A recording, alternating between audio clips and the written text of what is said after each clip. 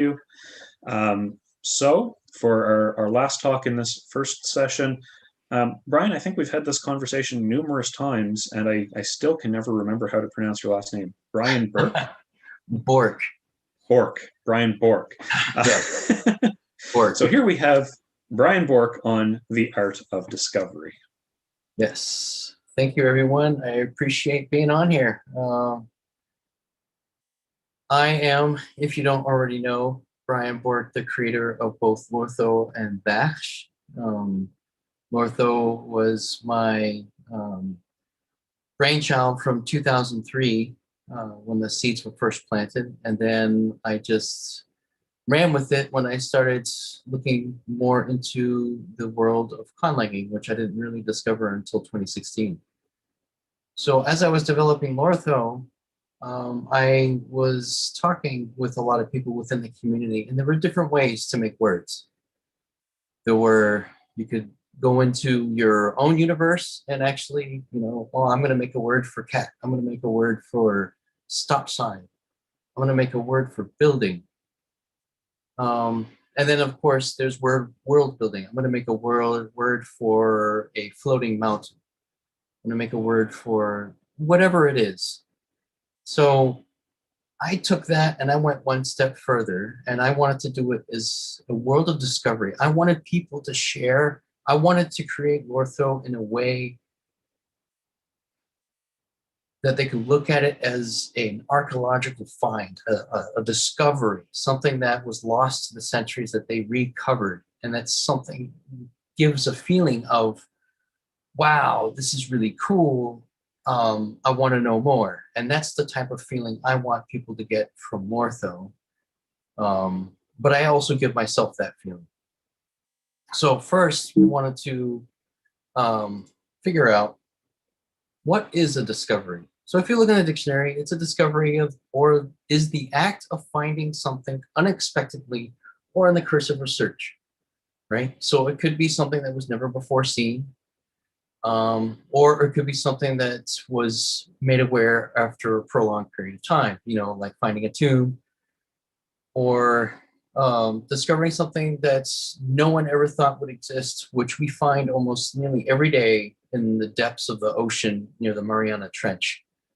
Who knows what else is down there? People want to talk about extraterrestrial life, but I kind of feel that we already have that at the bottom of the ocean. But that's just me. So, like I said, I wanted to bring that feeling. So why is it important? Most people relish the feeling of awe, which results from finding something never before seen or thought lost to time. I think anyone within this community can agree that when you discover something that you thought you'd never find or thought not possible, it makes you feel good. It makes it, wow, you want to learn more. You want to keep going. And it gives you that boost of energy that maybe you lost with your own conlang. And which brings me up to my second point. It could be a powerful motivator to push through those toughest ruts as a conlanger or creative artist. When you're dealing with conlanging or creative art, any type of idea like that, there's going to be times where you're going to have, I guess you could say, writer's block, as it were, or conlanger's block in this case. So what I do to keep myself pushing through those small periods of, or maybe even prolonged periods of challenges, is I look for those feelings of awe, those feelings of, wow, I want to know more. So what exactly is that feeling? So I broke it down to the feelings when you find something that you probably heard about in history. The feeling that you get when you find a Roman mosaic in your backyard, I think would be a really cool feeling, because then you're the first one to discover it. You're the only one that knows about it, but you can't wait to learn more and you want to share it with everyone. What if it was you that found the Rosetta Stone? Years and years of painstaking work trying to figure out how to decipher ancient Egyptian, and then someone gives you a key. That is an amazing feeling. It's like almost cathartic. Like it makes you want to cry that this, after so much years of work, you finally have something that will help you. You find the city of Petra, Jordan. That must have been one of the most awe-inspiring discoveries in recent history when in the 1800s some guy walked through the canyon and found an entire city carved in rock. And this is real life. This isn't, this isn't world building. This world was built. So that gives you that sense of, wow, I wish I could have seen it, or I wish my in-world people could build something like that. So it gives you that extra push. Or as far-fetched as it may be, you unequivocally decipher the Voynich manuscript. What kind of feeling would that be? My Lord, I would probably cry, and then I would probably wouldn't share it with anyone until maybe years later, who knows? So using this in discoveries in Lortho, I use this for a lot of the flora and fauna. So when I came up with a word, usually what ended up happening is I would come up with a sound of a word, or I would come up with a word and have no idea what it means. And so by using the feeling of discovery, I would just imagine, okay, what does this sound like? And so that's when I came up with the Nelano tree. So I'm not going to read it verbatim, but it's a large tree. It's very similar to me, it's like a cross between a willow tree and a pepper tree. If you've ever seen a pepper tree, the trunk of the tree is extremely riddled with knots and burrows. And so I thought, you know what, that would be kind of a cool look if you have something. And that's a really cool discovery in my mind. And so that's exactly how I described it. Here it is. This is a dioecious tree, which means there's a male and a female, which there are some. I think the willow trees are the same. Describe the bark. And I didn't go into extreme detail purposely because I wanted to discover more. What if I came up with another word that would help me describe this one? So part of my world's discovery was that these burls would actually look like faces in the moonlight. So within the Kalanune, the people of Lortho, the people who speak Lortho, would consider this a very religious, a very taboo, a very precious thing, where they feel that their ancestors live in these trees of life, as it were. So I thought that was a really cool discovery. And then I made another discovery. And the discovery was that of what was called a fox. So I often base the animals off of prehistoric animals because the whole premise is a history. Like, this is supposed to be an archaeological find, so I want it to feel old. I want it to feel ancient history and that people want to learn more. So the gymnure, there is one existing animal called the moon rat. This, I just wanted, to me, it made sense. It works in my world. So it's this carnivore that digs at the roots of Nelano trees to get its food. So I was thinking, at the same time, when I came up with the nupi, I said, what if the burls of the tree are actually caused by the nupi? And so I started thinking, what kind of discovery, what kind of thing would happen from that? And so I got into it, and it just popped in my head. It wasn't like, oh, I'm going to do this, I'm going to go and do that. It just, all of a sudden, I thought, oh my God, when they dig a hole in the bottom of this tree, the tree, in order to defend itself, will actually close its bark on the intruder. So now you have this animal with its head stuck in the tree, either gets eaten alive by, whatever animals come by as an opportunistic kind of eating, or it just starves to death and scavengers come by and eat the remains.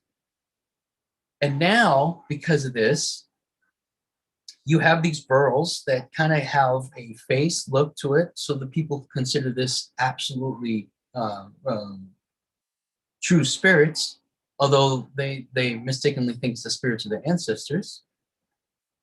But then through this, I also discovered that calling a person a newbie is actually a derogatory term because it points out the misfortune of someone's, or points out someone's misfortune. And so if you call someone newbie, it's an unlucky person is unlucky. They're misfortunate. They're not very aware of their surroundings, something along those lines. And I thought this would play perfectly. And it was all happenstance that it all started with the tree and the burrows. And then it became a discovery after discovery. And that makes me want to keep going, not just within the language, but also within the world.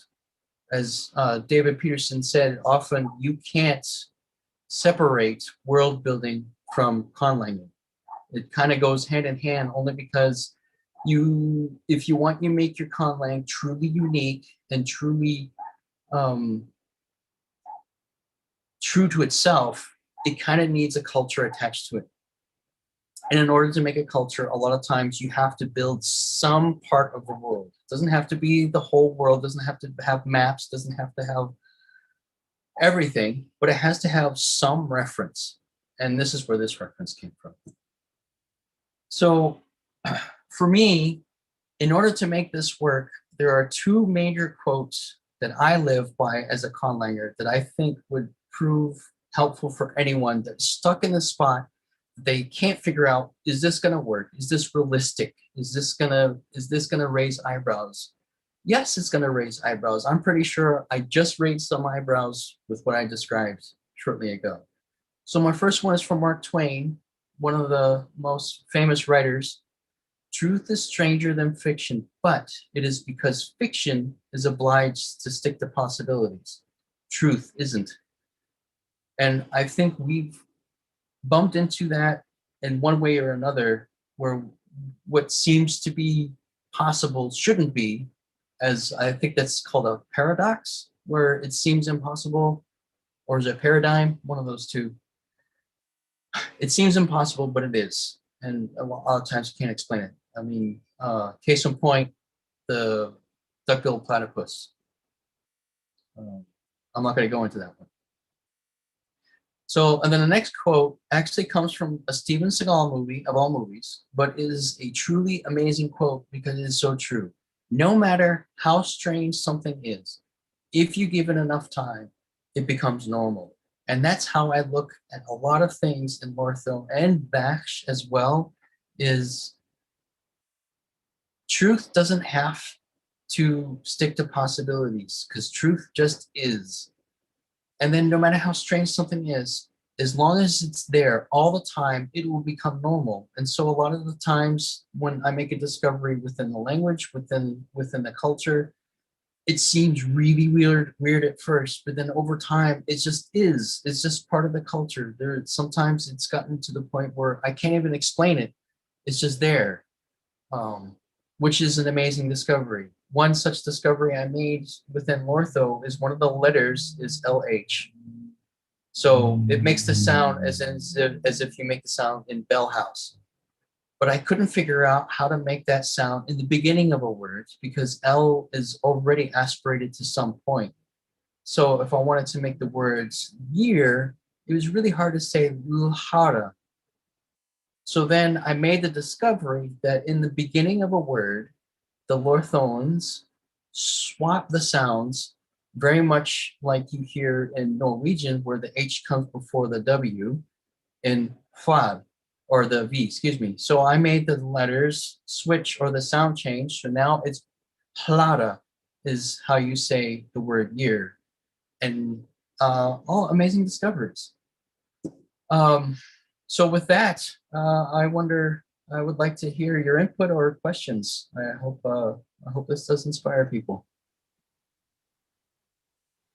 Thanks so much, Brian. Maybe if you want to stop screen sharing there. I haven't seen any questions pop up in the YouTube chat, but there's a huge discussion going on about how people got into conlanging, when they got into conlanging. various conversations about dire wolves in A Song of Ice and Fire, and Good. various things like that. So I'll ask. I'd be very interested to hear your opinion on your method of discovery versus Mark Okrand interrogating the prisoner Malk to learn the Klingon language from this prisoner held by the Federation. Oh, I don't know that. Oh, okay. So the in-world story of how we've learned the Klingon language and how we continue to get 50 to 100 new words a year is in one of the Star Trek movies. The Federation captured a Klingon vessel, and on board was one of the Klingon officers, Malk. And so now, according to Mark Okrand, Malk is still a prisoner of the Federation, and Mark is the only person who gets to interrogate this prisoner to learn the Klingon language, and this is how we come by that. But it feels very different to your method of discovery. So I'd love to hear I your. see. Yeah. Okay. So based on how he does it, it's very personal. It's very specific to how he feeds the language, and that's cool.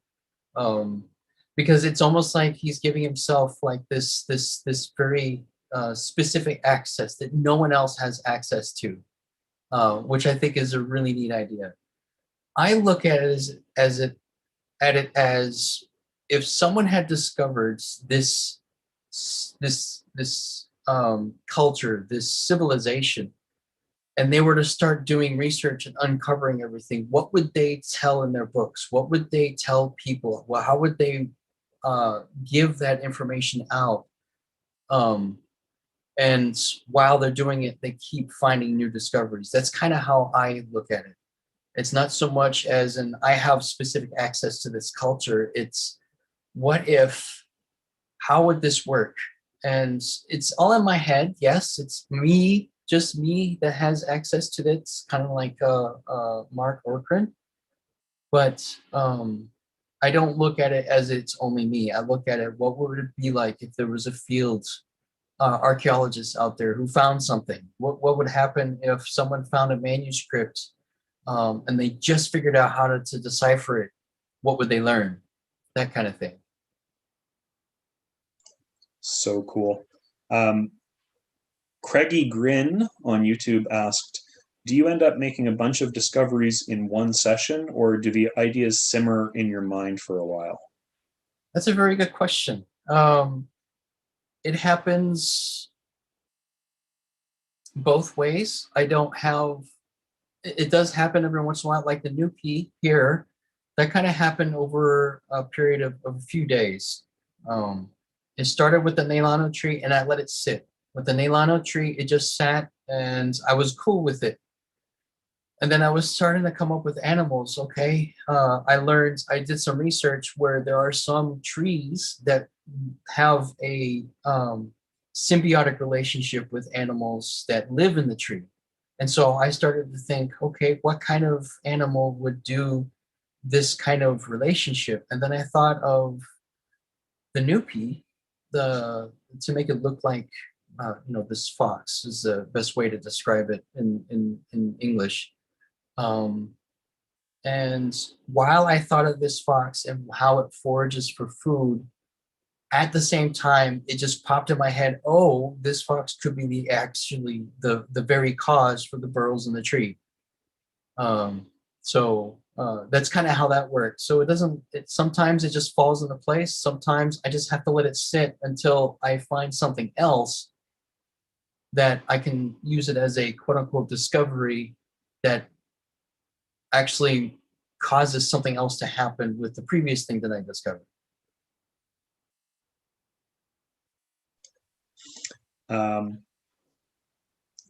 There's lots of Klingon puns now happening in the YouTube chat, and a lot of people are basically, yeah, they're agreeing with you.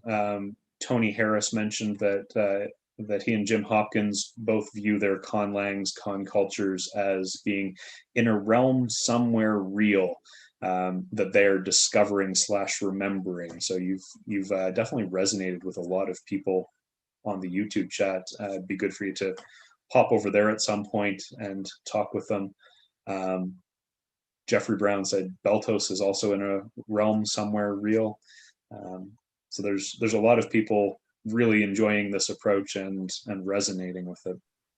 Well, that's really cool. One of the things I discovered, I guess you could say, I was trying to, and I think many of you could relate to this, is trying to figure out what realm that would be. And for me, I found that my world is on a moon that's orbiting a gas giant that's orbiting a binary star. I have no idea how that's going to work. I have no idea how many other moons and if what kind of does that with tides, but you know, truth is stranger than fiction. Or as a couple of people in the YouTube put it, every word is a door. Absolutely. Absolutely. I agree. Well, thank you so much, Brian. And hopefully we see you